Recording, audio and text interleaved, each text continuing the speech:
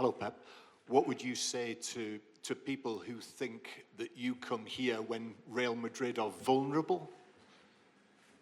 It's his opinion. I'm not agree, but it's his opinion. Okay, Ben? Thank you. Pep, a lot of the talk today and here in Madrid has been about Xabi Alonso and his position. Do you have sympathy with your opposite number in this match? It's obviously a huge game. You know what it takes to manage these kind of clubs in this particular competition. Do you have sympathy with the questioning he's facing ahead of what is a huge game for the club? Of course I have sympathy because it was, we were together 1 year and a half, 2 years. It was an incredible experience being with him, not just as a manager, so we share many things, families as well. So Barcelona and Madrid are the toughest opponents, the toughest clubs, I would say, to be a manager. The more difficult ones for the pressure, for environment. So last season, I've done last season, I would have been sacked 6 months before end of the season. So it's a difficult place, but he knows it. He has been here. He knows the reality. It's a question of, winning games. I know they have a lot of absence. I know what happened when you want to build something. Like many players are injured. It happened ourselves last season. So, but of course he's capable to do it. What require that position, being manager for Madrid. Yep. You're speaking about the culture difference here compared to England. What is the biggest thing you've found in England that maybe makes it easier? I don't know if easier is the right word to manage in England. No, in everywhere today you have to win, otherwise you have a problem. But in England you don't see one journalist. What happens inside in the locker rooms always remain there. And in Spain, my experience in Barcelona, Madrid, everybody knows everything. Hi, Pep. On that, in the locker room, a lot of what's happening at Real Madrid seems to be that the players maybe aren't convinced about Xabi. You're obviously seen in the Premier League. I'm not there. I'm not here. No, but just in terms of like how players have changed in your time in the job, it seems that players have more power now. They have more of a voice. Have you changed how you've had to manage players in your 18 years in management? It depends of the power of the players. It depends of the power the hierarchy want to give the power. If the hierarchy want to give the power to the manager will have the power. You want to give to the players will have the power. Hi, Pep. In the past, you've described Real Madrid as the kings of the Champions League. If a team can come here and perform well and possibly win, is that quite a good benchmark of a team that is capable of winning this competition?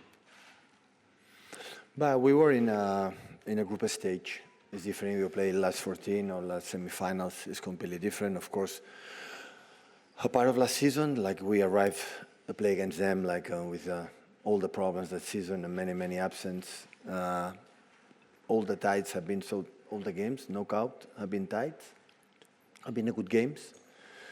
But yeah, at the same time, we have important players that we have right now. It's the first time here in Bernabeu. We are a little bit the transition. We have, I would say, the biggest players that we have. They make an incredible legacy for 1 decade.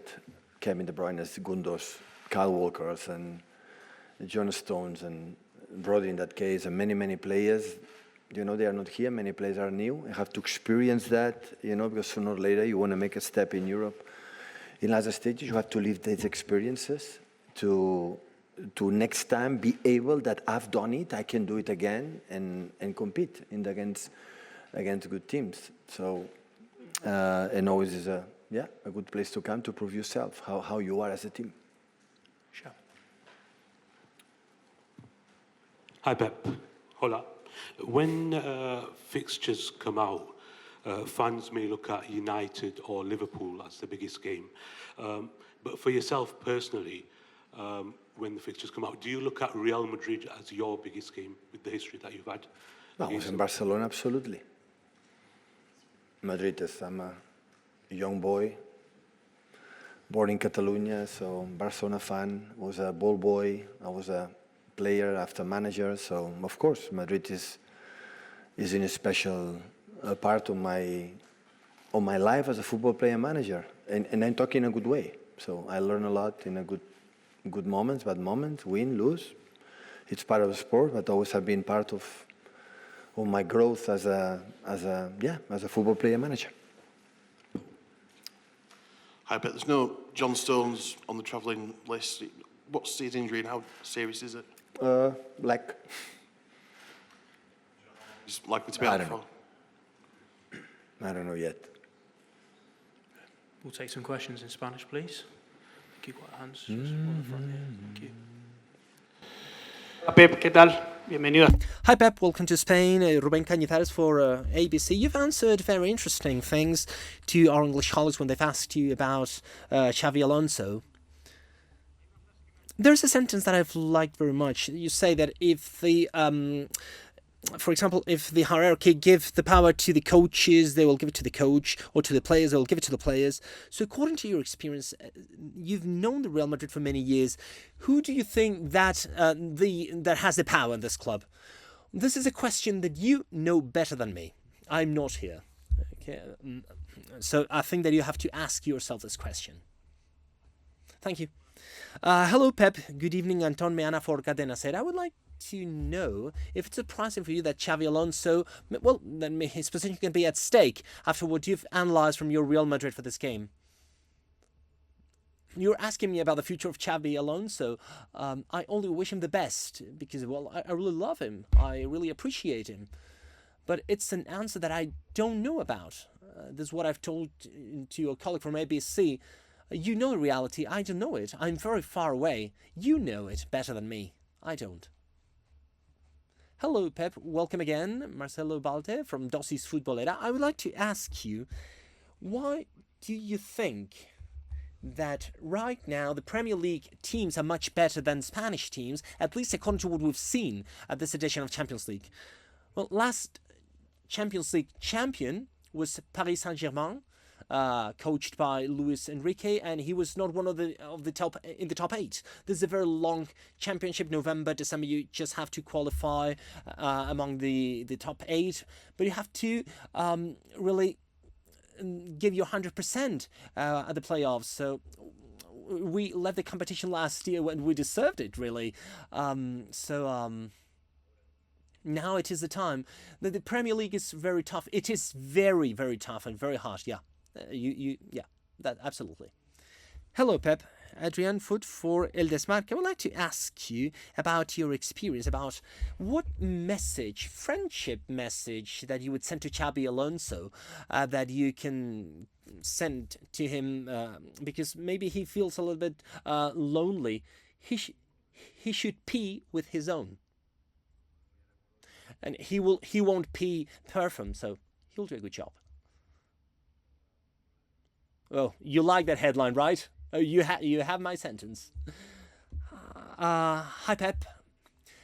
Nicole Menendez for Televisión Española. I would like to ask you about Xabi Alonso. He said this morning that he really admires the way you coach the teams.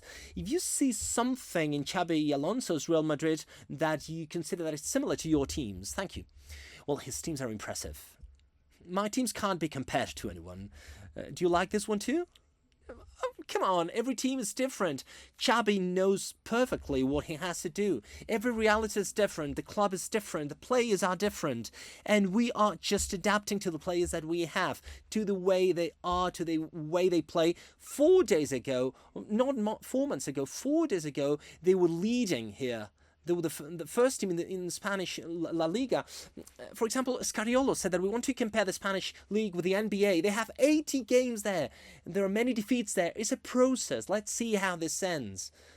So here in Europe, in Spain, I mean, I think that Sergio Scariolo was perfectly right when he was speaking about the Spanish basketball league. You move from being the best one to be the worst. I think that coaches, players, well, we want just the team to grow.